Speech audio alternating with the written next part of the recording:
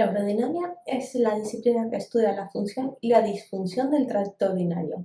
Básicamente se trata de una serie de pruebas cuyo objetivo es reproducir los síntomas que presenta el paciente.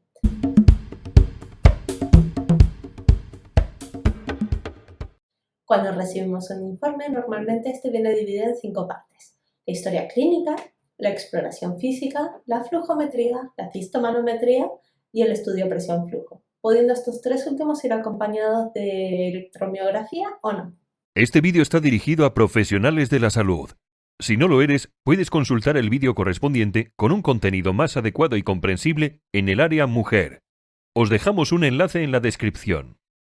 En cuanto a la historia clínica, lo primero que tenemos que hacer es identificar y clasificar los síntomas que presenta el paciente.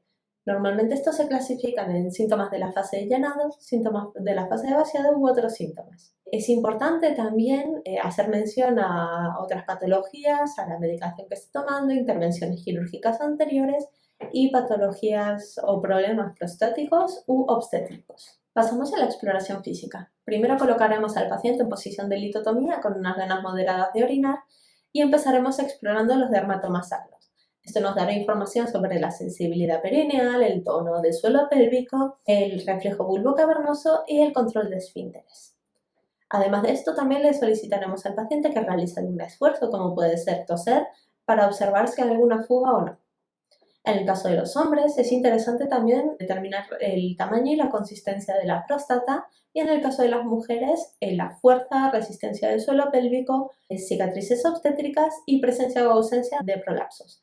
En caso de haber un prolapso, lo que se hará será una maniobra de reducción, es decir, se introducirá de nuevo el prolapso dentro de la cavidad pélvica y se observará si hay alguna fuga asociada a esta maniobra o no. Pasamos a la flujometría. La flujometría es una prueba no invasiva en la que el paciente va a orinar en un dispositivo que nos dará información sobre el flujo medio, el flujo máximo, el volumen miccionado y el tiempo de micción.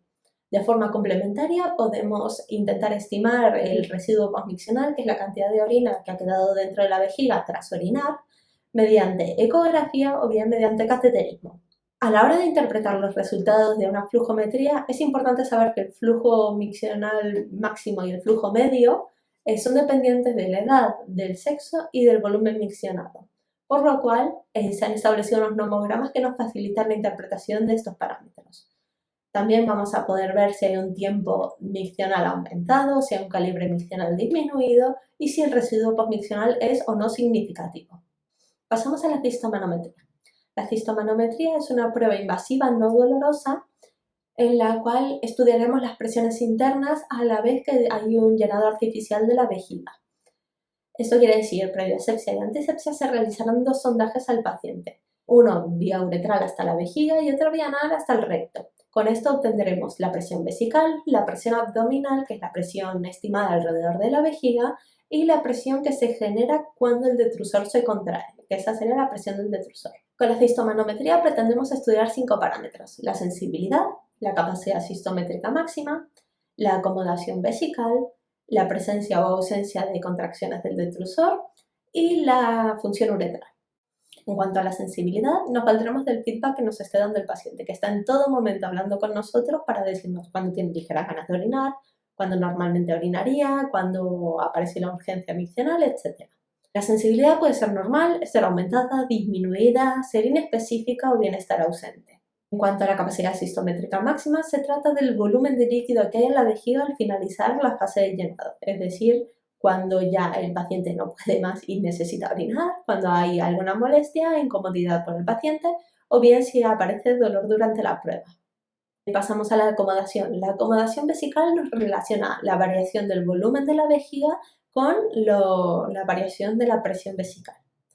En cuanto a la presencia o ausencia de contracciones del detrusor, durante la fase de llenado no debería haber ninguna contracción del detrusor. Sin embargo, si la hay, podríamos estar hablando de una hiperactividad, la cual puede seguir 2 patrones: o bien una hiperactividad fásica del detrusor o bien una hiperactividad terminal del detrusor. En cuanto a la función uretral, la valoraremos siguiendo el parámetro de la presión de cierre uretral, el cual siempre ha de ser mayor a 0. En caso de no serlo, podríamos estar ante una pérdida de orina. En ese caso sería o bien una uretra incompetente o bien una incontinencia urinaria de esfuerzo urodinámica. Acto seguido de la cistomanometría pasaríamos a un estudio presión-flujo, que es básicamente una flujometría instrumentada.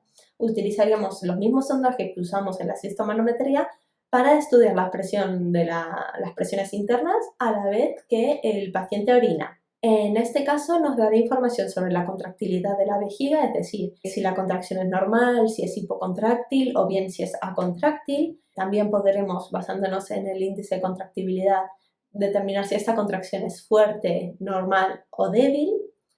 Y también tendremos información sobre la resistencia que ofrece el tracto urinario inferior a la salida de la orina, es decir, si hay una obstrucción o no. En cuanto a la electromiografía, se trata de un test electrofisiológico que puede acompañar a la flujometría, la cistomanometría y el estudio presión-flujo. Se trata de dos parchecitos, dos electrodos de superficie que se ponen a los laterales del esfínter anal y eso nos da información sobre la actividad eléctrica de la musculatura. En el caso de la cistomanometría, cuando acompañamos la cistomanometría con electromiografía, eso nos va a dar información sobre cómo reacciona el suelo pélvico al toser, cómo reacciona ante cualquier esfuerzo o movimiento del paciente durante la prueba y la presencia del reflejo guardián, es decir, de un aumento del tono o un aumento de la actividad eléctrica del suelo pélvico para hacer frente al aumento del peso de la vejiga. En el caso de la flujometría y el estudio presión-flujo, nos va a ayudar para ver si hay actividad, ¿vale? Cuando normalmente orinamos se contrae la vejiga y el suelo pélvico ha de relajarse para que pase la orina. En este caso tendríamos que observar un silencio electromiográfico, es decir, que no hay actividad eléctrica. Sin embargo, si vemos actividad eléctrica podríamos estar hablando de una micción no coordinada o de alguna disinergia vesicoesfinteriana. No olvides visitar nuestra página web, aulaginecología.com. Recuerda que todo el contenido es absolutamente gratuito. Vídeos, PDFs para seguir las clases, podcast, preguntas test. Además, con la suscripción, que también es gratuita, te enviaremos quincenalmente todas las novedades que hayamos publicado. Nos vemos pronto en aulaginecología.com.